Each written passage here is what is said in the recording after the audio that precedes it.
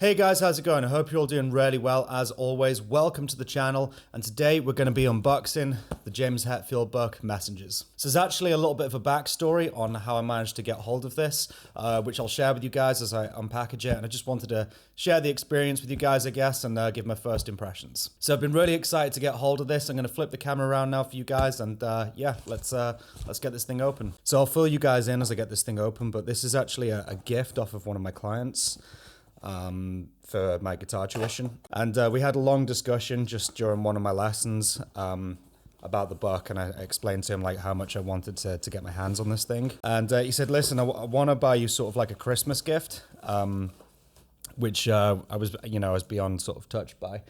I said, no, I'll get hold of the thing myself, but he's like, no, I insist, I want you to have that book.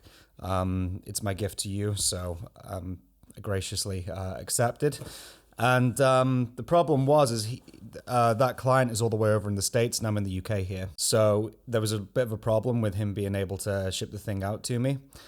So what he said is, if I give you the funds, you can order it for yourself. So that's what I tried to do. And but basically, it was out of stock in the UK. I couldn't get it anywhere. I called multiple bookstores, and yeah, I couldn't get hold of the book. So I spoke to my friend in Germany, Felix. He plays in the band Embrace the Silence. If you guys haven't checked those out, you should. If you like metalcore and all that sort of stuff. And I said, would you mind, if I give you the funds, would you mind like getting a copy for me, because it was available in Germany? Would you mind sending it over to me? So he said, yes, absolutely, I'll do that for you. So he did that just before Christmas, but then what happened is Germany went on some sort of postal strike. And yeah, it's taken until now to get it. So bless him, poor Felix was trying to get this out to me. And yeah, it's taken a bit of time. Basically, it was sat in the postal depot, and I think they basically forgot to send it, so it ended up like going back to him. And this is probably really frustrating for you guys to watch as I try and unpackage this while I'm yapping. So yeah, it ended up coming back to him, and he had to send it again, which is why it's only just come now. But it's nice, actually. It's been a little bit of like anticipation. So for you guys who have been on the channel for a while, you all know I'm a massive Metallica fan, massive James Hetfield fan. So this book for me is, yeah, it's basically something I'd have loved to have had like when I was like 14 getting into the band. But there we have it. The Guitars of James Hetfield, Messengers, James Hetfield. Wow. Finally got it. So I half expected this to be all in German, but Felix assured me no, it's all in English. But yeah, this is like really special for me to own. You know, that right there, the mythical MX guitars. You know, it was the MX 220s, you know, which was sort of like the definitive guitar for me growing up, and they pretty much still are. And they're all in here, and now I get to read all about them. Oh man. And there they are. My favorite guitars. So cool. So obviously I'm not going to be going through the whole thing. I'm just going to give you guys like a first impressions kind of thing, but always wanted to be a drummer, and I am. Yep. James has always said he basically just plays drums on guitar. And he is the timing for that band. He is the rhythm section. Like I don't know if you guys know, but live, like he doesn't have any of Lars in his ear monitors. Like basically he just plays, and then everybody kind of just like has to keep up with him. Wow, that's the OGV. That's so cool. And so many people thought that it was a Gibson for all those years, and it's actually not. And it's you can tell there's been a lot of I mean, look at all those pages, man. There's been a lot of heart and soul that's gone into this, and James is the kind of guy that he doesn't sort of like half-bake ideas and stuff. When he does something, he wants to do it properly. Moving forward now into the Explorer era. So that's probably the shape that people No, Hetfield foremost. You know, the Explorer is like my favorite shape, hands down. Even though I play a Flying V most, it's like my favorite shape to play. My favorite shape to look at has always been the Explorer, man. Always. And it's funny because I was never really a fan of the Gibson Explorers that you played. And I know people think, oh, there's not a lot of difference, but to me there is between that and sort of the MX series that ESP did for him.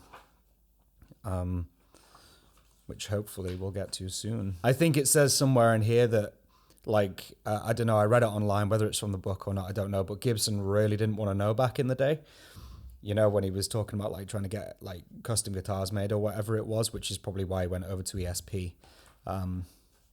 which is crazy, because Gibson are putting so much stuff out with Kirk Hammett at the minute. There it is. There it is. That's my childhood... That's my childhood guitar right there. That is it. You guys know the 1989 concert, right? I used to go into school back in the day when Google Video was a thing. You could download videos. So I'd go into school, and people had fortunately uploaded some like Metallica concerts onto there. And there was a load of the 1989 stuff, just like single videos, you know, rather than the full thing. And the videos were tiny. They'd be like that on my laptop screen, you know, but I just used to sit and watch them over and over again. And it was that guitar that I was watching, and just, you know, being so young and impressionable and, you know, discovering music and how much it was sort of changing my life at the time. This guitar played a massive role in that. This brings back so many memories for me. But yeah, that's the one. That's my dream guitar right there, you know, with a broken headstock. There you go. That was my first guitar where I got somebody to make a guitar for me that I liked. It's just so cool. I've always said about James, like his Explorer guitars, they look like the part of him when he's playing them. I can't explain it, especially in this era. But like when he's got it like down by his knees, it's like he wears it so well. Now I've got Explorer guitars. I've got a Snakebite and a Lee Malia Explorer, and you know when you put those on, you think you look like that. But then when I go back and I edit my footage or whatever, I look back on live show footage, it's like, yeah, you really don't look like that. Like, it's so hard to look good with one, and he just pulls it off perfectly, you know. So yeah. Oh yeah. And then that one that came across my Instagram feed the other day. So when I see that guitar, I literally hear them playing like the first sort of few sections of Frayed Ends of Sanity in Seattle. Like James is sort of backstage, and then he like comes out with this thing, and they play like not even half the song, and then they move on to something else. But yeah, that it just brings back so many memories. And then moving forward into the Black Album era now. I think I've seen him play this guitar though, because he switched his pickups out for his headset. I'm pretty sure he was playing this of Wolf and Man guitar in Manchester 2019, the infamous Rain show, if you guys have seen that.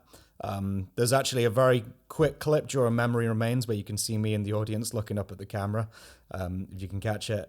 But yeah, I'm pretty sure, because they play Disposable Heroes, and I'm pretty sure he played it on this guitar. But for me, the 250s are cool and all, but there's just something about the more sort of roundedness of the 220s that I like more. There's just something about it.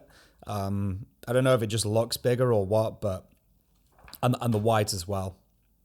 I've always loved the white on his Explorers. So yeah, I guess I've got a heck of a lot of reading to do. Oh man, look at that thing. So I believe Jamie Slays saw that guitar in Japan in a Hard Rock Cafe or something like that. It might have been a Hard Rock Cafe or something else. But that's a big piece of Metallica history right there. So that takes me back to like the Cunning Stunts sort of era. You know, I used to have that video that I downloaded on Google Video. You know, I'd take it back home and watch it. And there was only half of it. I only had half that concert. But he played that for like a fair few songs at that show. So yeah, and I remember seeing that just with the decal. I think it was the coolest thing ever. Completely different era, you know, and I love all the Metallica eras, but that's a special guitar right there. There's the Grinch. That's your Invisible Kid guitar right there, if you guys remember the Saint Anger sessions. The lowest they've ever tuned, G-sharp tuning. So I believe he was using that. And then I think he's busted it out every now and then to play like Saint Anger stuff over the years, like Frantic or whatever. Yeah, and you can see he's right up there. They're definitely playing Frantic there. You know, you can tell by his hand placement. And there you go, baritone guitar, because they were tuning so low back then. There's another famous one, MX250. I wasn't aware of its name, though. I always knew it as the Papa Het guitar. So that one makes me think of 2006 Germany, Rock am Ring concert that I used to watch. Again, just all these videos that I'd get in school and then come back and, you know, get it off my USB stick, really excited on the bus on the way home to watch it and stuff. And, you know, they played like the Master of Puppets album in full for that one. And I'm pretty sure he's using that guitar for that show. Rusty. Now, I want to read about this because I believe that didn't come like that, basically. And there's a video on YouTube of them at HQ, and like one of the techs or whatever has got this guitar that somebody's selling, and James is like inspecting it and he's looking at it and he's like talking about all the things that he would do to it. And that was like a Carina Explorer, and I was wondering if that is the guitar, because he was like, yeah, get rid of all this and do this to it and paint it, you know. So I want to find out if that is actually that guitar. But yeah, again, that just makes me think of those Saint Anger rehearsals, you know, like Sweet Amber and all that stuff. Certain guitars in this book, they just make me think of, or I can hear certain songs or certain live performances in my head just looking at them like that. As soon as I see that, I'm just like, oh yeah, they're like Death Magnetic, right? I can just hear the intro to That Was Just Your Life. So there's the famous Iron Cross guitar. You guys probably know about the whole thing behind that. He was trying to get it going with Gibson, and they just didn't want to know. So he was like, okay, we'll do it with the SP. And there's the white one. I was actually going to buy one of those at one point, but I'm so glad I didn't, because I hate Les Pauls, as a lot of you know. Oh yeah, the Zamatis. I'd love a Zamatis. As a matter of fact, I don't know if it's in here, but the V version of the Zamatis, like with the headstock and stuff, absolutely love it. So I guess it's not in here. I did not know about this guitar. I guess we're into more sort of like the boutique-y rarities now. We've done sort of like the main ones. Vulture. OG Snakebite. The Snakebite's a funny one for me. Like, I know I've got one. It's not my favorite, though. Like, I'd have a 220 shape if I could. So I guess it's like the closest thing. And when I ordered that guitar, well, I won't go into it because there's a whole Me and My Guitar's backstory video on this channel if you want to check it out, on the story behind that guitar. And the reason why I keep it now is it's cool for like Metallica covers, and you know, people see it and it works well for social media posts and stuff. But it's not my favorite sounding guitar, but I imagine his like sound way better because they're custom build ESPs, right? Ken Lawrence. So that's another one, Cunning Stunts era, right? You know, the guitar tone, I can just hear the guitar tone from that concert. Like, concert's got such a distinct guitar tone, and I can just hear it in my head looking at that picture. It's so cool. I can't imagine how much that thing weighs. Must be horrible to play. You all know the story behind that one. I think I saw him playing that at the Manchester Rain gig, and it got absolutely soaked along with them and along with everybody. Oh, there's the B-Bender guitar that's responsible for a lot of like Unforgiven 2 and stuff, I think.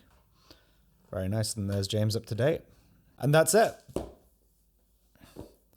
That's the Hetfield book. So there you go, guys. That is my first look at the James Hetfield Messengers book. I hope you enjoyed this video. I've really enjoyed just taking a quick flick through it. And so yeah, it's been quite a wait, but it's 100% been worth it.